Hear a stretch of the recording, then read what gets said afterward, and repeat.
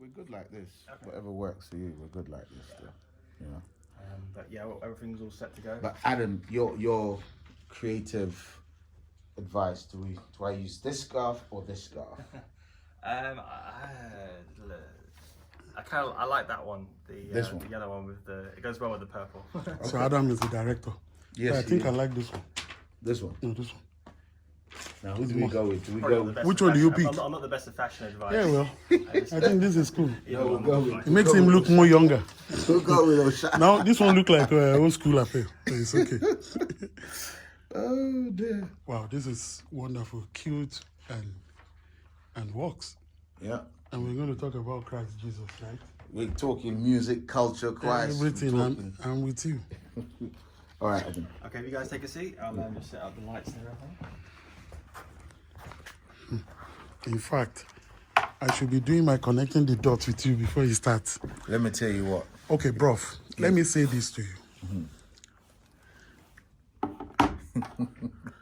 How did you? Osha has arrived. No, how did you get into music? How did I get into music? You know, like most of us, the family. My mother was choir director of St. Peter's Arimo.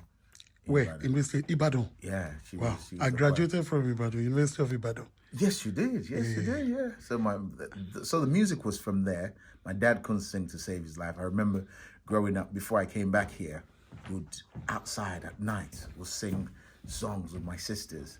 The first song I ever composed was, well, I thought I composed it. Do do do till I see the race. So me fa fa so last now me fire me do. Really? that kind of thing there. Yeah. So then that became my journey. I love pop music. I love Kate Bush.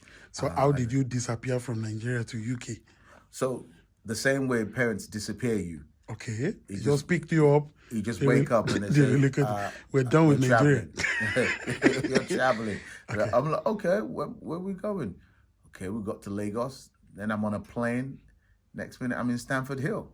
Wow, Yeah. And that transition was just traumatic for me. wow. But music was my panacea. Oh, the gateway. Yeah, music was. For a lot of people in Nigeria, you are, I won't say a staunch figure. You are an icon when it comes to gospel. When it comes to, of course, you're a standout face on TBN. Now, but a lot of people do not know as well that in the secular world, you've done quite a lot. When it comes to music, business, making decisions for people's career. Example, Yeah. Mariah Carey. Well, for years I worked in Sony. So I was in international promotions at Sony. So the roster I looked after, Mariah, Bob Dylan, Maxwell, Fugees. Every day a funny story about Maxwell. The first ever time that he came to the UK. First ever time. So I've gone to the gig. We've worked on the gig. He was playing at, what was the venue? It wasn't Royal Albert Hall. Or was it Royal Albert Hall? Anyhow, he was playing at, I think it was the Forum in North London. Okay. And I'm sitting there, and this artist, now, the woman who I worked with, Sarah Silver, who was the head of international then, who's still a very good friend of mine, she had planned Maxwell's journey, like she did Ricky Martin and all the rest of them. She's like, okay, we've got this artist coming from the States. This is the designer I want to clothe them. These are the places I want them to be seen. These are the tracks I want to. So it's all mapped out. It's all mapped out. In my country, they'll say it's witchcraft. So we worked this thing. We made it happen. And so we're in concert and Maxwell's singing. Maxwell does his all. So I'm sitting there thinking, what's this? Who's this guy? I beg, do your thing. I'm sitting next to my best friend, Wow. Eddie Martin. They call him Quincy Jones. He produced for people like Eternal and people like that. So we're just talking, like, how was this guy? Not knowing there was a journalist sitting behind us. Listening to all the conversation And the journalist wrote a piece from your for conversation. Blues and Soul. Said, Maxwell gig was great except for two idiots who sat in front of me complaining all the way. When I read it, I thought, thank God she didn't know I was with the record company. If not, they would have sacked They you. would have sacked me immediately. Okay, now the transition from doing that kind of job to now anchoring one of the strongest gospel, Christian TV platform. How did the transition work? It's something that you talk about all the time. It's a God thing because I didn't plan it. I didn't plan to work at Sony. I didn't plan to work in Premiere. I didn't plan to do it just happened. I call it my it just happened story.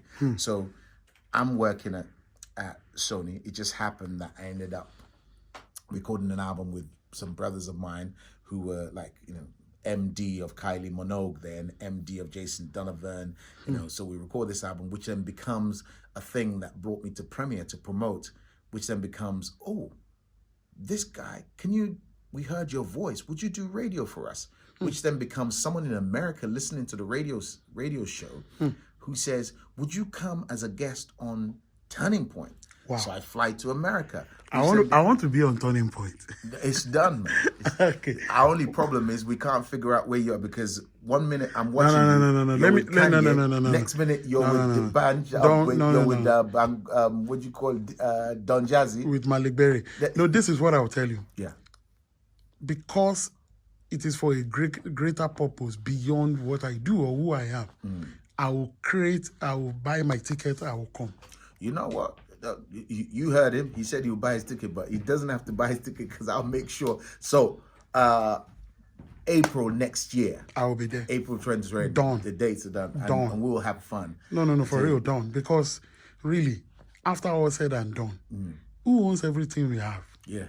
And the great thing with Turning Point is you're talking about a TV show that goes out over 200 stations around the world. Wow. 70 million people a week watch it. The numbers, say over each year, between 10 and 11 million people pick up the phone to call to say, you know what, I want to change my life. I want Jesus in my life. And that's not conjecture, that's research. Wow. So it's a big deal for me. When I was younger, I wanted to do pop music. I wanted to, I loved pop music. But you know what? Being here, not saying there's anything bad with pop music, because I think some of our guys are doing incredible stuff. Pop artists are doing incredible things. But I'm living a life of purpose now where people watch. I mean, I'm at the airport and the guy stops me and says, I watch you all the time, starts crying. Then discovered his marriage is broken down. But where he's found solace is being in listening to the music I make and watching the TV show. Imela, Jehovah Mela. Well, that was, how long ago did we do that one, right? Imela. You know, Bankulli, I did that song at the proms, the BBC proms, Royal Albert Hall. True. And Fantastic. I can't stop white folks singing and dancing to that. Offbeat. And I thought, this is when we did that song, when we did Imela first. This is way before. This is years. I mean, Nathaniel Bassey was still under the tutelage of Pastor Esco. Wow. When we did this song Imela, and back then, our churches weren't so confident about their identity. So gospel black churches, African churches, African Caribbean churches weren't so warm to it. The only people who embraced it back then were white churches. What we now sing as, everyone wants to do it now. Back then, they weren't so confident about it. Even looking at what's going on now, the younger generation called out music. You told me about him. Yeah. I researched about him. Guess what? I gave him a call.